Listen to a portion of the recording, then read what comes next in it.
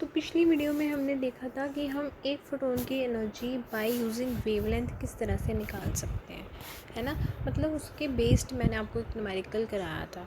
अब देखेंगे हम, क्वेश्चन ध्यान से पढ़ना, बहुत इजी है। नंबर ऑफ फोटोन्स बताने हैं, कितने नंबर ऑफ फोटोन्स होंगे, यहाँ पे एनर्जी है ई आएगी, ई एन या जी वाई। अगर energy of electromagnetic radiations wavelength 200 nanometre है, एनर्जी है वो इतनी है। यूनिट क्या होती है एनर्जी की? जूल। नंबर ऑफ फोटोन्स बताने हैं। जो पिछली वीडियो में फॉर्मूला यूज़ किया था, मैंने आपको बताया था कि एनर्जी जो है वो प्लैंक कांस्टेंट बाय न्यू के बराबर होती है। जो इलेक्ट्रोमैग्नेटिक रेडिएशंस में जो सी होता है वो लैम्डा बाय न्यू होता है। न्यू निकाल लोगे तो सी बाय लैम्डा आ जाएगा। यहाँ पे मैं ये वैल्यू पुट कर सकती हूँ, है ना, क्योंकि हमने ये प्रूफ कर दिया था क्वांटम प्लैंक्स कांस्टेंट को हमने जब देखा था। तो ई जो है वो इक्वल है एच, है ना, एच ये है सी बाय लैम्डा। और हमें पता है कि यहाँ पे एनर्जी जो है वो क्वांटा इंटू क्वांटम।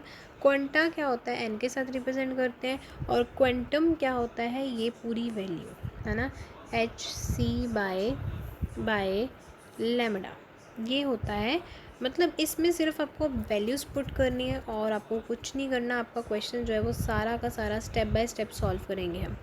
एनर्जी कितनी है? 4 × 10⁻⁸ जूल्स है ना। It is equal to N निकालना है। एच सी मैंने आपको बताया था, आपको अप्रॉक्सीमेशन में कितना लेना है आपको। ये मैं फॉर्मूला भी रेज कर रही हूँ बिकॉज याद है सभी को, है ना। कितना लेना है? 10⁻⁻25 जूल मीटर में लेना है। एंड नीचे लैम्डा दे रखा था 200 नैनोमीटर है, 10⁻⁹ आ जाएगी।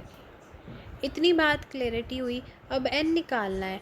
ये मल्टीप्लाई हो रहा है, यहाँ डिवाइड में चला जाएगा, ये यहाँ डिवाइड हो रहा है, वहाँ पे मल्टीप्लाई में चला जाएगा। तो हमें अब इसको चेंज करना है, मतलब हमें एन की वैल्यू निकालनी है।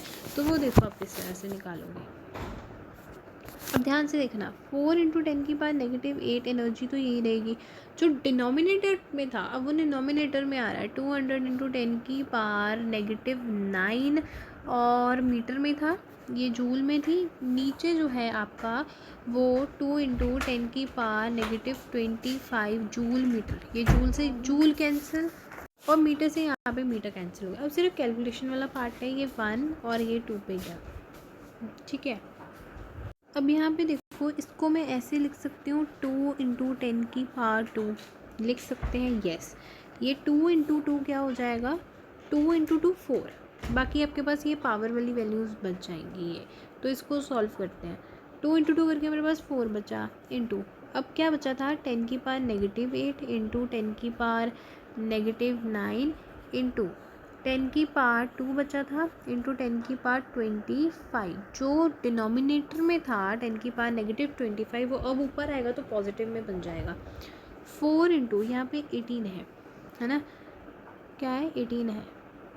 सो 18 -9। आपको पता है कि अगर बेस सेम है, इफ़ बेस आर सेम, तो अब प्लस करते हो। -18 प्लस माइनस -9 प्लस 2 और ये +25 ऐसे ही होगा। 4 नेगेटिव कितना जाएगा? ये -27, ये +27, ये कैंसिल हो जाएगा, है ना। मतलब 10 की पावर, ये 4 × 10 की पावर चल रही थी, यहाँ पे क्या आ गया? 4 × 10⁻�0, मतलब 4 × 10⁻1 दैट इज़ इक्वल टू 4। तो नंबर ऑफ फोटोन्स कितने आ गए? 4। एन की वैल्यू क्या आ गई? 4। एन क्या यहाँ पे है? एन क्या है? What is N here? N की वैल्यू हमने 4 तो निकाल ली। ये क्या है? क्वांटा। बेटा आपको क्वांटा एंड क्वांटम में फ़र्क पता होना चाहिए, है ना। क्वांटा मतलब एनर्जी इन वन फोटोन, कि ये एक फोटोन है। इस ये वाले फोटोन में एनर्जी कितनी है, ठीक है। एंड क्वांटम क्या होता है कि ये सारे फोटोन्स हैं, इन सभी की टोटल एनर्जी कितनी है, ठीक है। अगर आपको ये डिफरेंस क्लियर है तो आप पे क्वेश्चंस बनने ईजी हो जाएंगे।